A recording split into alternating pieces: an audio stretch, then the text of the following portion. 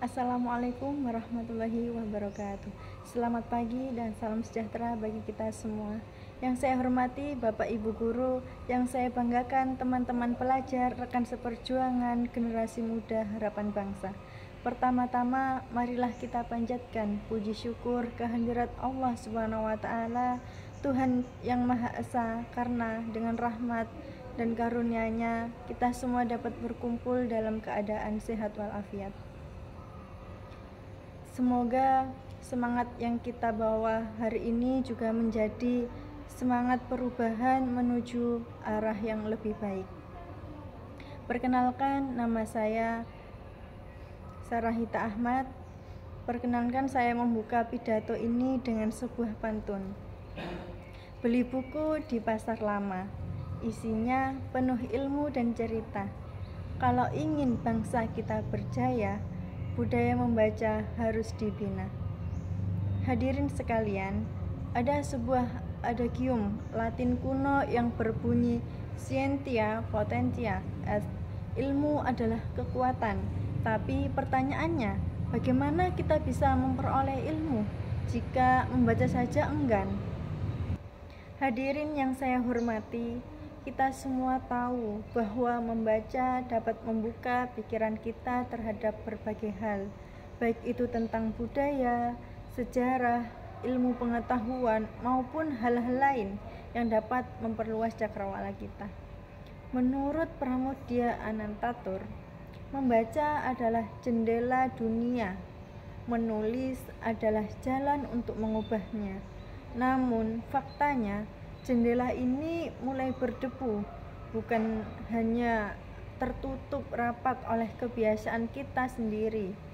Data dari UNESCO menyatakan bahwa minat baca masyarakat Indonesia ini sangat rendah, hanya 0,001%, yang artinya dari 1.000 orang Indonesia hanya 1 orang yang memiliki minat baca yang tinggi. Bayangkan, Indonesia dengan lebih dari 270 juta penduduk ini, namun hanya sedikit yang gemar membaca. Sebuah ironi di tengah gempuran era digital yang seharusnya bisa membuat akses terhadap bacaan semakin mudah. Padahal sejarah telah membuktikan bahwa bangsa besar adalah bangsa yang literat. Lihatlah Jepang, setelah luluh lantak karena bom Hiroshima dan Nagasaki, mereka bangkit bukan hanya dengan senjata, tetapi dengan membangun budaya membaca sejak dini. Anak-anak Jepang diwajibkan membaca buku setiap hari. Begitu pula Finlandia, negara dengan sistem pendidikan terbaik di dunia. Ini merupakan tanda di mana perpustakaan adalah tempat paling ramai setelah rumah dan sekolah. Bagaimana dengan kita? Kita lebih akrab dengan meme daripada makna. Kita lebih suka membagikan konten yang viral daripada kutipan buku. Kita dengan mudah menghabiskan 2 jam untuk menonton konten-konten hiburan, tapi sulit sekali menyediakan waktu 15 menit hanya untuk membaca. Apakah kita akan membiarkan hal ini terus-menerus terjadi? Tentu tidak. Lalu, apa yang bisa kita lakukan? Untuk tipsnya, yang pertama, dari menerapkan gerakan membaca adalah ubah pola pikir tentang membaca. Banyak dari kita menganggap bahwa membaca itu membosankan, padahal membaca itu tidak harus selalu buku pelajaran. Kita bisa mulai dari hal-hal yang ringan, seperti membaca komik, membaca novel, membaca cerpen, artikel motivasi, ataupun biografi tokoh favorit. Yang penting kita membiasakan otak kita ini untuk berpikir, mencerna, dan juga merefleksikan isi bacaan. Kemudian yang kedua, memanfaatkan teknologi secara cerdas di tengah derasnya arus digital ini. Kita seharusnya bukan menjadi korban, tapi pelaku aktif. Gunakan gadget kalian untuk bukan hanya sebagai hiburan saja, tetapi juga untuk mengakses e-book, artikel ilmiah, ataupun forum diskusi literasi. Jadikan aplikasi bacaan seperti e-Pusnas, Wattpad, dan juga Goodreads sebagai teman harian.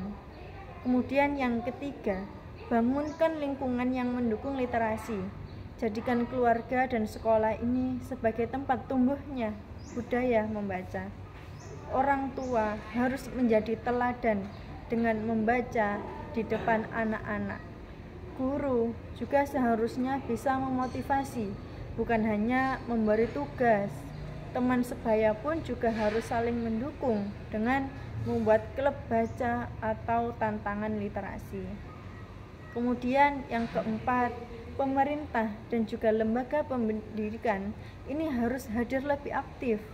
Perlu adanya program nasional yang konkret dan juga konsisten, bukan hanya sekedar seremonial hari buku nasional, tetapi juga pemberian akses buku gratis misalnya. Kemudian pembangunan taman baca di desa-desa, serta pelatihan guru agar mampu menanamkan kecintaan membaca sejak dini. Yang kelima, ciptakan literasi yang menyenangkan dan juga relevan. Literasi bukan hanya membaca teks panjang yang kaku. Literasi juga bisa hadir dalam bentuk podcast edukatif, video literasi, bahkan permainan interaktif yang mengandung nilai edukasi. Hadirin yang saya banggakan, saya pribadi ini merasakan betapa pentingnya membaca dalam bentuk untuk membuat cara berpikir kita, menyusun argumen, dan juga melihat dunia ini dari berbagai sudut pandang. Saya bukan siapa-siapa tanpa buku. Saya bingung menentukan tujuan hidup. Buku motivasi yang membimbing saya. Saat saya ragu dengan kemampuan diri, kisah inspiratif tokoh dunia ini yang menguatkan saya. Saudara-saudara sekalian, bangsa ini tidak akan berubah hanya dengan pidato, diskusi, ataupun slogan. Perubahan nyata ini terjadi ketika kita mengambil tindakan kecil, namun konsisten.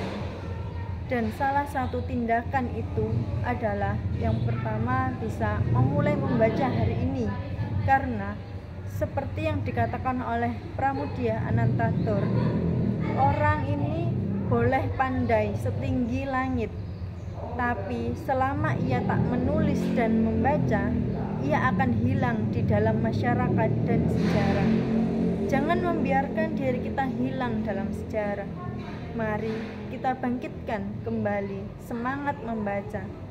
Mari kita wujudkan Indonesia yang lebih cerdas, lebih maju, dan lebih berbudaya melalui literasi.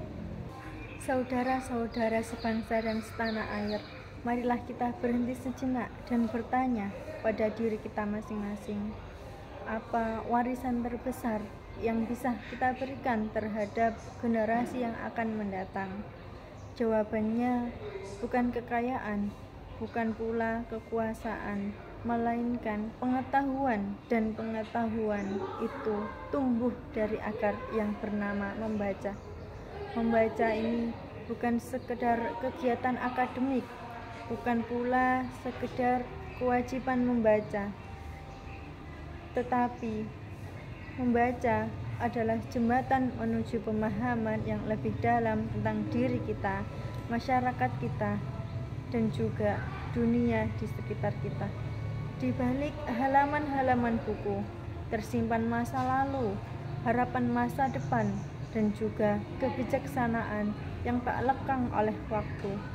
Namun, betapa ironisnya ketika dunia ini berlomba-lomba mencerdaskan kehidupan bangsanya, ketika kita justru terjebak dalam kemalasan literasi, kita menelusuri layar lebih sering daripada halaman buku. Kita tahu gosip terbaru pada selebriti, tapi kita tidak kenal tokoh pahlawan literasi bangsa. Kita tahu bahwa kata-kata viral di media sosial ini, tapi lupa makna dari kata berpikir kritis. Sudah saatnya kita membalik halaman sejarah. Cukuplah generasi kita dikenal sebagai generasi yang pasif, konsumtif, dan mudah teralihkan. Mari kita buktikan bahwa kita adalah generasi yang mampu melawan kemalasan intelektual dengan keberanian untuk membaca, memahami, dan juga berkarya. Mari kita hidupkan kembali perpustakaan sekolah, taman baca di kampung, dan juga diskusi buku di ruang-ruang komunitas. Jadikan membaca bukan hanya kegiatan, tetapi juga gaya hidup. Kita tidak membutuhkan revolusi yang besar, yang penuh kekerasan.